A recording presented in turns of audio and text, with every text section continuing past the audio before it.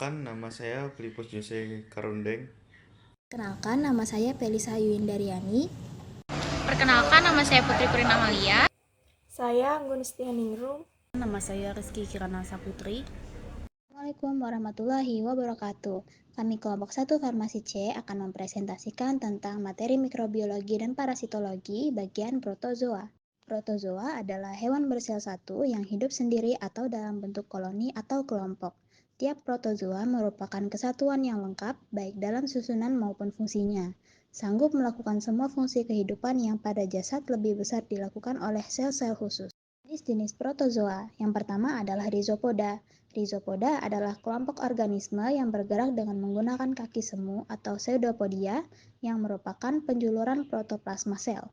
Mereka dapat hidup di berbagai tempat seperti air tawar, air laut, tempat-tempat basah, dan sebagian ada yang hidup dalam tubuh hewan atau manusia. Amoeba merupakan jenis yang paling mudah diamati di antara kelompok ini. Adapun yang termasuk kelas Rhizopoda atau amoeba adalah Entamoeba histolica, Entamoeba coli, Entamoeba dispar, Entamoeba hartmanni, Entamoeba polecki, Entamoeba gingivalis, Iodomoeba buscli, Endolimax nana, Naegleria fowleri, dan Acanthamoeba. Jenis-jenis protozoa selanjutnya adalah flagellata. Flagellata atau Mastigopora memiliki gerakan yang dibantu oleh flagel atau bulu cambuk, yang juga digunakan sebagai alat indera dan alat bantu untuk menangkap makanan. Kelompok ini dapat dibedakan menjadi dua. Yang pertama adalah Phytoflagellata yang autotrofik atau berkloroplas dan dapat melakukan fotosintesis. Contohnya adalah Noctiluca miliaris, Volvox globator, dan Euglena viridis. Kelompok kedua adalah Flagellata heterotrofik, tidak berkloroplas, seperti Trypanosoma gambiens dan Leishmania. Adapun yang termasuk kelas flagellata adalah Giardia lambdia, Trichomonas vaginalis, Leishmania, dan Trypanosoma. Protozoa ciliata. Ciliata atau Ciliopora memiliki cilia atau bulu getar yang digunakan sebagai alat gerak dan mencari makanan pada suatu fase hidupnya. Ukuran cilia pendek dari flagel. Ciliata memiliki dua inti sel atau nukleus, yaitu makronukleus atau inti besar yang mengendalikan fungsi hidup sehari-hari dengan cara mengsintesis RNA. Juga penting untuk reproduksi aseksual, dan mikronukleus atau inti kecil yang dipertukarkan pada saat konjugasi untuk proses reproduksi seksual. Kelompok ini juga memiliki vakuola kontraktil yang berfungsi untuk menjaga keseimbangan air dalam tubuhnya. Banyak ditemukan hidup di laut maupun air tawar seperti stentor, Paramecium caudatium, Didinium, Vorticella, dan Balantidium coli. Protozoa sporozoa.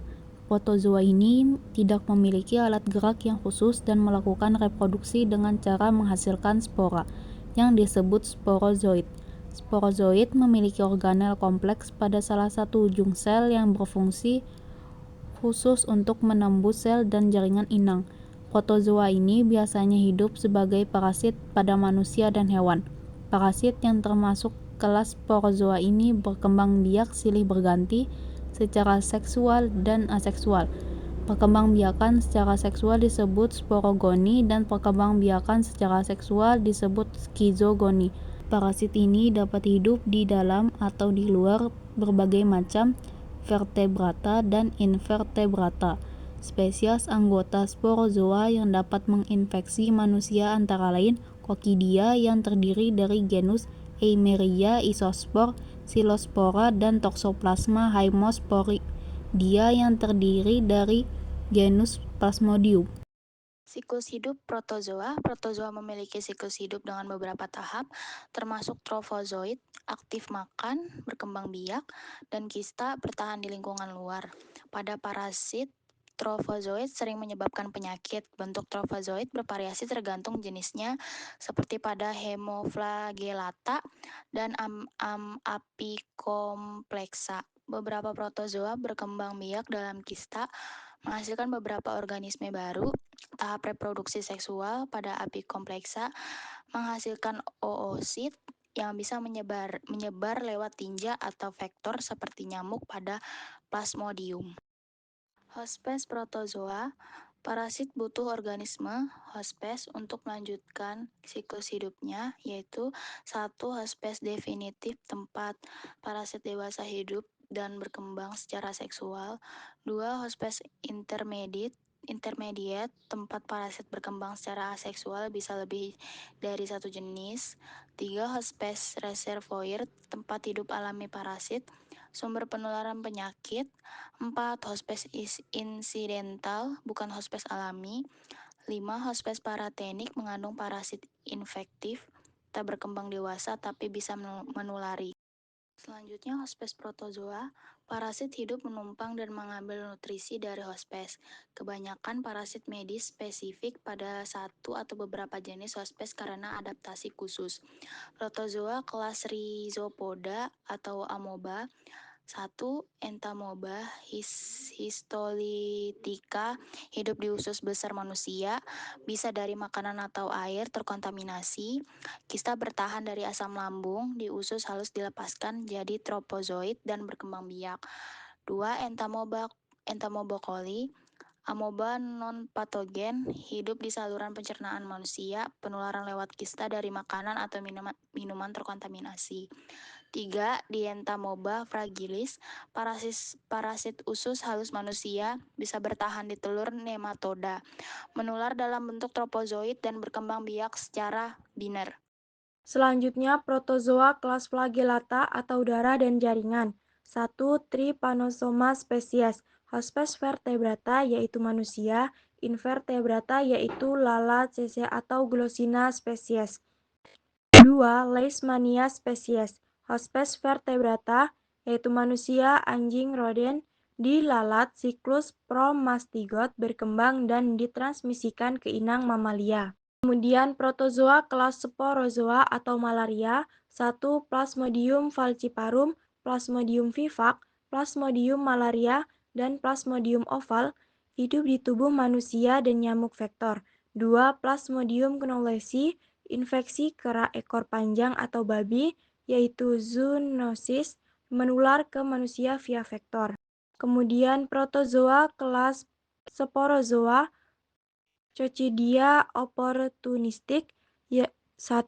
Toxoplasma gondii, parasit global, inang luas 200 lebih spesies. Kucing, yaitu hospes definitif, seksual dan aseksual, manusia yaitu hospes intermediate, aseksual. 2. Isospora spesies, infeksi dari fases kucing, hanya Isospora belli infeksi manusia, menular lewat makanan atau air terkontaminasi okista. 3. Cryptosporidium spesies, hidup di usus kecil, juga bisa di organ lain, siklus seksual dan aseksual dalam satu hospes, atau monokenous, inang yaitu manusia, reservoir yaitu manusia dan hewan. Pengobatan protozoa. Pertama, malaria Plasmodium spp. Malaria adalah penyakit infeksi tropis yang disebabkan oleh parasit Plasmodium yang ditularkan melalui gigitan nyamuk Anopheles betina. Gejalanya meliputi demam tinggi, menggigil, nyeri otot, dan dapat menyebabkan komplikasi serius bila tidak ditangani. Cara pengobatannya, klorokuin digunakan bila belum ada resistensi karena bekerja mengganggu metabolisme parasit. Kombinasi artemisinin atau ACT seperti artemether plus lumefantrine dipilih untuk kasus resisten karena bekerja cepat dan efektif. Primaquine ditambahkan untuk membasmi hipnozoid di hati pada infeksi P. vivax dan P. oval. Mencegah kekambuhan. Selanjutnya, Amoebiasis Entamoeba histolytica. Amoebiasis adalah infeksi usus yang disebabkan oleh Entamoeba histolytica. Parasit ini dapat menyebabkan disentri amoeba dengan gejala diare berdarah, kram perut, hingga abses hati jika menyebar ke organ lain. Cara pengobatannya, metronidazole atau tinidazole efektif untuk membunuh bentuk aktif trofozoid di jaringan tubuh. Selain itu, Paramomisin atau lodoquinol digunakan untuk membersihkan bentuk kista yang berada di lumen usus agar infeksi tidak kambuh. Terus Giardia lambelia. Giardiasis adalah infeksi saluran cerna akibat protozoa. Giardia lambelia menyebabkan diare berbau busuk, kembung, mual, dan penurunan berat badan, terutama pada anak-anak dan daerah dengan sanitasi buruk. Cara pengobatannya metronidazol, tinidazol, atau nitazoxanid digunakan untuk membunuh parasit. Nitazoxanid sering digunakan pada anak-anak karena lebih aman dan memiliki rasa yang lebih dapat diterima.